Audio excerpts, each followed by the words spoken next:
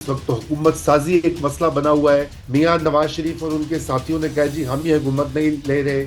शहबाज शरीफ साहब की मर्जी है अंदर से कि मैं वज़ीर आज़म दोबारा से बन जाऊं।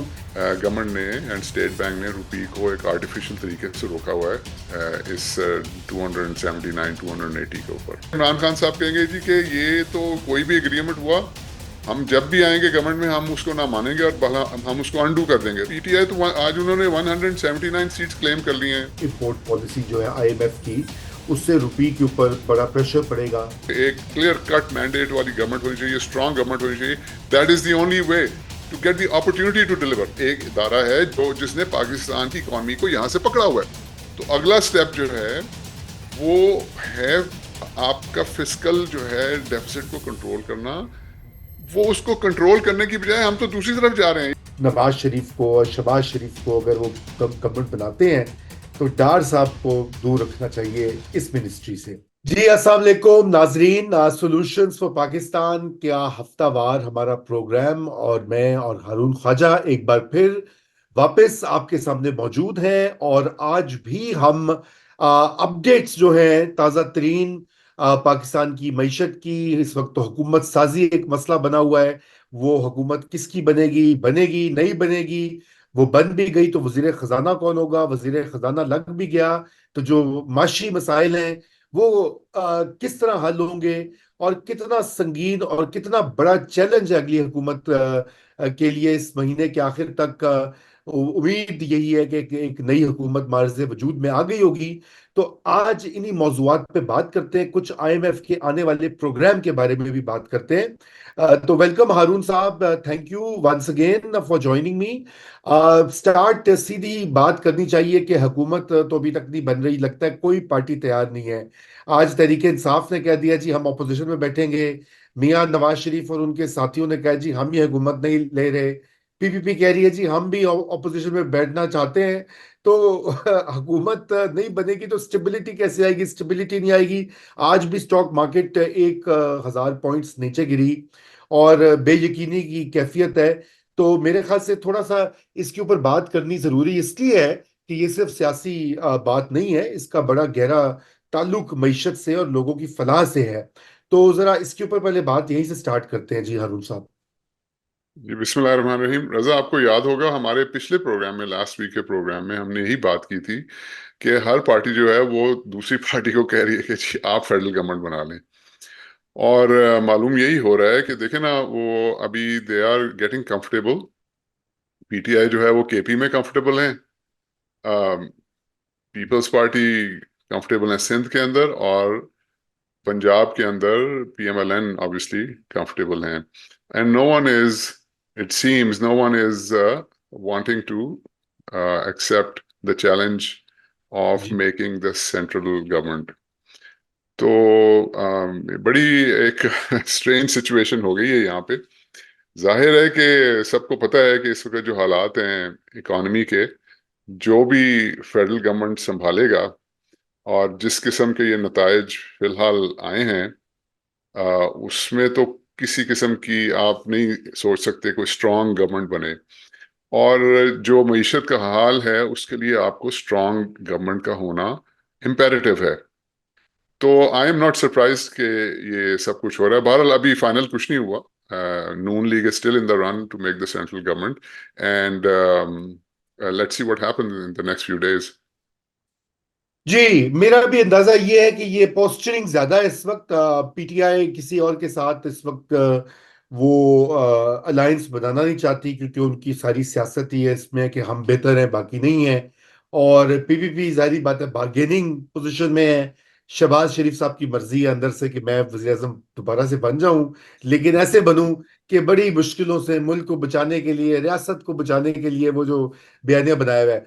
लेकिन देखिए गवर्नमेंट कोई भी आए, एक्स वाई जेड, कोलिशन आ जाए, नेशनल गवर्नमेंट, वो कह रहे हैं जी कौमी हुकूमत, ये भी एक शोशा है।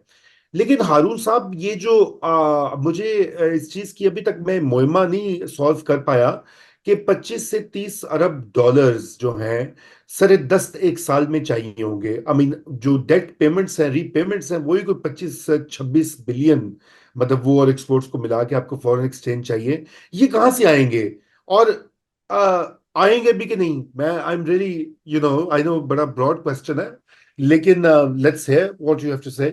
देखिए, इमीडिएटली पाकिस्तान को एक तो आस लगा के पाकिस्तान हम बैठे हुए हैं कि 1.2 बिलियन डॉलर जो मार्च में मिलने हैं वो थर्ड ट्रांच ऑफ ये जो अभी करंट हमारा स्टैंड बाय एग्रीमेंट चल रहा है आईएमएफ के साथ, उसके रहते हैं। जी। और उसमें भी आईएमएफ ने एक शर्त लगा दी है कि आपने इंपोर्ट्स जो रोकी हुई हैं, उसमें आपने इंपोर्ट्स की कंप्रेशन की हुई है, एक आर्टिफिशियल तरीके से इंपोर्ट्स रोकी हुई हैं, उसको वो कह रहे हैं कि आप इस के ऊपर जो है वो ख़त्म करें अपना जो आपने ये कंप्रेशन लगाई हुई है, और इसको मार्केट को कंट्रोल करने दें। और जैसे ही वो होगा तो रुपये के ऊपर प्रेशर बहुत बढ़ेगा। तो इस वक्त तो रुपये, हमने अक्सर बात की है कि गवर्नमेंट ने एंड स्टेट बैंक ने रुपये को एक आर्टिफिशियल तरीके से रोका हुआ है इस 279 280 के ऊपर। एक तो ये बात है कि उनको अगले 1.2 बिलियन डॉलर जो मार्च में मिलने हैं उसके ऊपर भी उन्होंने कंडीशन लगा दिया आईएमएफ ने। उसके इमीडिएटली बाद वो आपने बात सही की है कि 22 से 23 बिलियन डॉलर अगले साल चाहिए। अ, उसका उसमें ऐसा है कि आप देखें ना, वो इमीडिएटली ऑलरेडी बल्कि बात भी शुरू हो गई है 6 बिलियन डॉलर का आईएमएफ के साथ अगला मुआहदा जो है उसके ऊपर बातचीत शुरू हो गई है, which is going to be a very very tough agreement with IMF. अब आपसे मैं एक बात शेयर करता हूँ, आपको याद होगा आज तकरीबन 8-9 महीने पहले जब ये करंट जो अभी चल रहा है आईएमएफ का प्रोग्राम, ये 3 बिलियन डॉलर का था। तो मैं आपको एक बड़ी इंटरेस्टिंग बात बताता हूँ कि ये जो अभी existing stand by agreement IMF के साथ जो चल रहा है, ये गालबन जून जुलाई 2023 के अंदर निगोशिएट हुआ था। और उस वक्त आपको याद होगा कि आईएमएफ की टीम जो थी वो सबसे पहले वो नून लीग की क़यादत से मिली, और जी। उनका उन्होंने ग्रीन लाइट ली कि जी हमें इस तमाम जो क्रेडिबल सियासी फोर्सेस हैं उनका उनकी ग्रीन लाइट चाहिए। पहले नून लीग से मिले, फिर वो जरदारी साहब के पास गए, वहां से उन्होंने उनकी अप्रूवल ली, और फिर वो ये लाहौर में जमान पार्क में गए और इमरान खान साहब के पास गए, और वहां से उन्होंने इमरान खान की जो बैकिंग थी वो भी ली। उस वक्त तो इमरान खान साहब ने वो बैकिंग दे दी थी ऑन द कंडीशन के जी elections, they will put pressure के इलेक्शंस कराए जाएं। तो अब आप देखें, वो standby agreement 3 billion dollar का था, अब ये करने जाएंगे 6 बिलियन डॉलर का की एक्सटेंडेड फंड फैसिलिटी या किसी और तर्ज का हम्म। एग्रीमेंट आईएमएफ के साथ।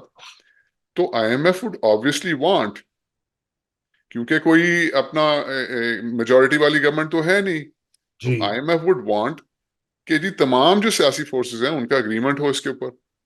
अब आप इमेजिन करें कि वो जरदारी साहब के पास जाएंगे, वो तो कहेंगे जी ठीक है, नवाज शरीफ साहब के पास जाएंगे वो भी कहेंगे ठीक है, बिलफर्ज अगर ये कोalition गवर्नमेंट या नून लीग की गवर्नमेंट बैक्ड बाय पीपीपी बनती है। लेकिन वो इमरान खान साहब के पहले तो इमरान खान साहब से मिलने वो इस वक्त इस दफा जमान पार्क या बनी गाला नहीं जाएंगे, वो अडियाला जेल जाएंगे। और हाँ। आपका क्या ख्याल है इमरान खान साहब क्या कहेंगे? मेरा तो ये ख्याल है इमरान खान साहब कहेंगे जी कि ये तो कोई भी एग्रीमेंट हुआ, हम जब भी आएंगे गवर्नमेंट में हम उसको ना मानेंगे और हम उसको अनडू कर देंगे, तो बात तो वहीं पे खत्म हो जाएगी। वही खत्म हो जाएगी, तो बिल्कुल। इसलिए देखें, ये समझने की जरूरत है कि आपको एक स्ट्रांग गवर्नमेंट चाहिए है, तो या तो सारे मिल बैठ के कोई इसका हल निकालें, या फिर ये जो भी है वो तो देखें ना, पीटीआई तो आज उन्होंने 179 सीट्स क्लेम कर ली हैं, वो जाके इतनी बड़ी प्रेस कॉन्फ्रेंस की है नेशनल और इंटरनेशनल मीडिया के साथ, वो तो कह रहे हैं जी हमारी 2/3 मेजोरिटी है। So whatever it is, I think all forces need to sit down and come to a conclusion, ताकि वी मूव ऑन। बिल्कुल। तो बिल्कुल। अनलेस, रजा मैं आपको बता रहा हूं, अनलेस ये मामला सेटल नहीं होगा, and we are losing time very very fast, जब तक ये मामला पॉलिटिकल सेटल नहीं होगा, आपको किसी किस्म के कोई डॉलर, मुझे तो लगता है ये जो फाइनल 1.2 बिलियन है ये भी पता नहीं मिलेगा कि नहीं मिलेगा मार्च में जी। आईएमएफ से। हाँ जी, ये तो खैर ये मिल भी जाएगा तो मसला तो अगले वाला तो रहेगा ना हारून साहब। जो अगला प्रोग्राम होना है साइन, और जो उसमें पेचीदगियां आप बता रहे हैं, और उसके ऊपर अगर कंसेंसस नहीं होता तो फिर तो मसला है, सीरियस मसला है। ये तो बात है।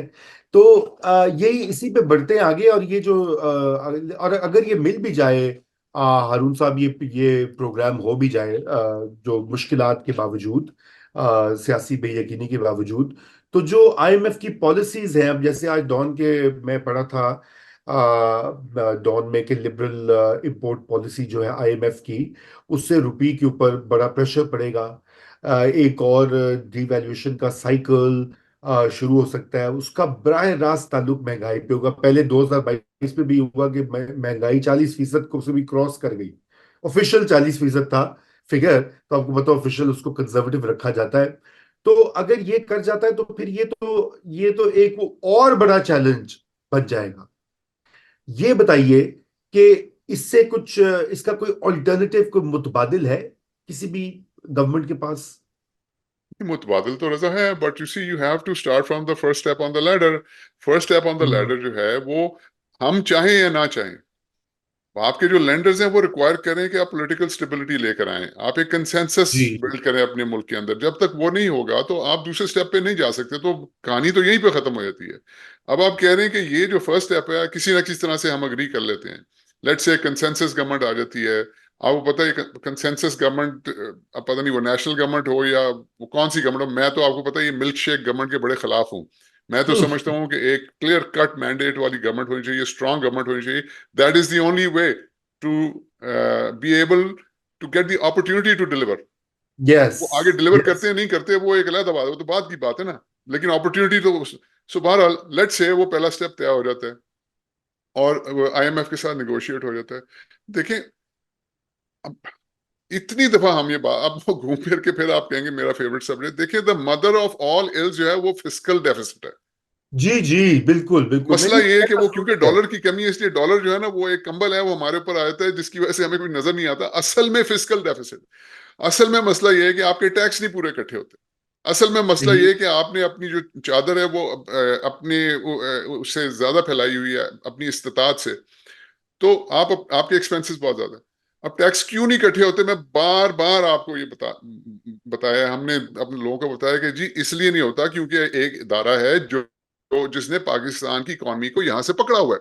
हाँ। तो अब क्योंकि पाकिस्तान की इकॉनमी जो है वो जनरेट नहीं कर रही है टैक्सेस, तो ऑब्वियसली फिर फिस्कल डेफिसिट चलता रहेगा। और एफबीआर का तो ये हाल है कि हमारी जो फाइनेंस मिनिस्टर है उन्होंने तो पता नहीं क्या अजीबोगरीब से अप्रूव भी करा लिया, एसआईएफसी ने भी अप्रूव कर दिया है, विच हाँ। मींस कि obviously it's a very highly technical issue. SIFC वाले उनको कहाँ ये बात समझ आएगी, वो तो जाहिर अप्रूव कर रहे हैं जो उनको प्रेजेंट किया जा रहा है। तो हम तो किसी और डायरेक्शन में जा रहे हैं। यस। तो यस। आपकी बात का जवाब ये है, टू कंक्लूड रजा, वो ये है कि अगर बिलफर्ज हम ये एक पहला स्टेप कर भी लेते हैं अबूर, तो अगला स्टेप जो है वो है आपका फिस्कल जो है डेफिसिट को कंट्रोल करना। वो उसको कंट्रोल करने की बजाय हम तो दूसरी तरफ जा रहे हैं, ये तो और ज्यादा जिस तरफ जा रहे हैं तो और ज्यादा खराब होगा। So I have no idea what plan you know we are working on. या बिल्कुल। और ये फिजिकल डेफिसिट के ऊपर जो है, खैर देखिए, वो फिर इसका मतलब है कि सिर्फ फायर फाइटिंग ना हो। लेकिन फायर फाइटिंग ही मुझे लग रहा है कि पहले कम से कम 6 महीने से एक साल जो है वो फायर फाइटिंग मोड में रहेंगे। क्योंकि देखिए, जो हम बात करते रहे हैं सर्जरीज की, रिफॉर्म्स की, इस्लाहात की, वो पॉलिटिकल विल हो तो मुश्किल नहीं है, लेकिन वो थोड़ी सी मेहनत तलब भी है, वक्त तलब भी है। और ये जिस तरह से एक गवर्नमेंट हौच पौच बन के उभरेगी, कौमी हुकूमत हो या कोलिशन हो, वो मेरे ख्याल से फायर फाइटिंग मोड में ही रहेगी। और इसके यही वजह है कि इसके लिए आपको एक टीम अच्छी चाहिए होगी। और टीम से मुझे ये याद आया, फाइनेंस मिनिस्टर, जो कि मेरे ख्याल से अब हमारी अब जो करंट गवर्नमेंट्स होती हैं उसमें शायद वो प्राइम मिनिस्टर से भी ज्यादा अहम ओहदा होता है किसी कई हवालों से, और खुसूसन जो आने वाला वक्त है। तो उसमें आप क्या समझते हैं? मैंने अभी पढ़ा कि मेरे दोस्त हैं खुर्रम हुसैन, वो इसहाक डार साहब के बड़े, आपको पता है, नाकिद हैं। एक दो मजमून उन्होंने लिखे हैं। उन्होंने कहा कि नवाज शरीफ को और शहबाज शरीफ को अगर वो गवर्नमेंट बनाते हैं तो डार साहब को दूर रखना चाहिए इस मिनिस्ट्री से। अच्छा, कुछ लोग उनके हक में भी बात करते हैं, कुछ लोग कहते हैं नहीं, वो अमलियत पसंद है, सियासी हैं, वगैरह वगैरह। तो अभी बात ये कि डार साहब के अलावा ऑप्शंस हैं क्या? हारून साहब, ये थोड़ा सा आप इसके बारे में बताएं, कौन कौन से नाम ऐसे हैं जो कि ऑल्टरनेटिव्स हो सकते हैं? क्योंकि मैं जब सोचता हूं कि सियासी, अगर नून लीग कोई देख लें तो उसमें तो बहुत कम लोग हैं जो कि ये वाला तजुर्बा रखते हैं, इस हकदार वाला। हाँ नहीं है, बट मार्केट में और भी नाम, अगर नून लीग की गवर्नमेंट बनती है तो इशरत हुसैन साहब का नाम मैंने जी, कहीं वो आ सुना रहा था, है। फिर तारिक बाजवा साहब हैं, का नाम सुना था। हाँ जी, अगर साबिक पीपल्स पार्टी ब्यूरोक्रेट। इन्फ्लुएंस करती है तो वो द एवरग्रीन हफीज शेख साहब, ही इज ऑलवेज देयर, वो तो वीजा कटा के बैठे होते हैं तो अगर पीटीआई की बनती है तो फिर आ गया शौकत तरीन साहब, तैमूर झगड़ा is a good option as well. तो नाम तो काफी सर्कुलेट कर रहे हैं, बट फर्स्ट स्टेप हमें सॉल्व करना है ना पहले तो पता लगे कौन गवर्नमेंट बना रहा है, तो उसके बाद फिर नाम तो बाद में आएंगे। एंड ये जो इनकम्बेंट हैं इनका नाम भी आता है कि यही देखिए, चलेगा। जी, इनकम्बेंट का बिल्कुल, ये मैं बल्कि पढ़ा था आज के कि ये किसी ने सोशल मीडिया पे लगाया था कि जराए के मुताबिक ये फैसला किया गया कि उन्हीं को आगे कंटिन्यू करवाया जाएगा, जो कि फिर मेरे ख्याल से थोड़ी सी वो भी एक जिसे कहना चाहिए काबिले गौर तलब बात होगी, क्योंकि बहुत सी पॉलिसीज जो इसके टेकर एडमिनिस्ट्रेशन में रही हैं वो भी काफी कंट्रोवर्शियल रही है। एफबीआर की फॉर एग्जांपल देख लें, उसमें हमने बात भी की है एक दो प्रोग्राम्स में, उसके अलावा भी उनके ऊपर तनकीद आती रही है। तो उस हवाले से आप क्या कहेंगे कि continuation would be a good idea, कि चूंकि अभी आईएमएफ से भी डील करना है, अभी ये पिछली ट्रांच तो रिलीज हुई है, तो शायद आईएमएफ का भी उसमें कुछ ट्रस्ट हो, तो क्या कहेंगे आप इसके ऊपर? नहीं कैसे करेंगे ना रजा, आप देखें ना वो अगर आप लेट्स से अस्यूमिंग कि जी अग्री, ये कहते हैं जी कि द पावर्स दैट मैटर, वो कहते हैं जी यही चलेगा, ना। ये पॉलिटिशियंस जो हैं ये आपस में ये हमेशा गन डाल देते हैं, और हम इसी सेटअप में बड़ा जबरदस्त चलाया जी, और वो कामरान खान साहब भी कॉन्स्टेंटली ट्वीट करी जा रहे हैं कि जी ये इसी को चलना चाहिए ये। तो आप मुझे बताएं ना, वो आईएमएफ ने अब डील करना है, at the end of the day IMF is a bank. जी। बैंक जब पैसे देता है तो वो उसको नहीं पैसे देगा जो जो कि उसको पता हो कि ये पैसे वापस नहीं करेगा। यस। बैंक उसको देगा, वो पूरी ड्यू डिलिजेंस करेगा, वो अंदर बाहर आगे पीछे ऊपर नीचे हर चीज, आपका एक एक चीज जो है वो देखकर इंश्योर करेगा कि ये बंदा क्रेडिबल है और ये मुझे पैसे वापस करेगा, और इस तरह से पैसे वापस करेगा। सही।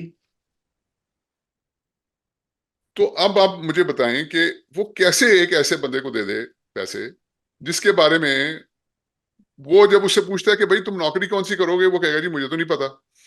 भाई तुम पैसे कहाँ से कमाओगे, वो कहेगा जी मुझे तो नहीं पता। तो भाई ऐसे बंदे को तो नहीं देगा ना बैंक।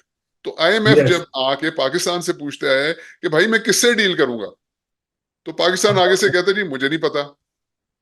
अच्छा फिर वो राइट। कहते हैं भाई इसका कुछ करो। दूसरे दिन आईएमएफ आके पूछता है जी मैं किससे डील करूंगा, पाकिस्तान कहते हैं जी मैं मिल्क शेक गवर्नमेंट है जी, इनके साथ डील करें।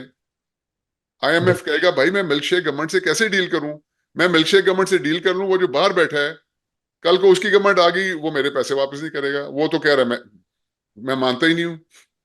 अच्छा तीसरे दिन आईएमएफ पाकिस्तान के पास जाता है, पाकिस्तान कहता है जी आप उन्हीं लोगों से डील करें जिनसे आप पिछले 9 महीने से डील कर रहे हैं।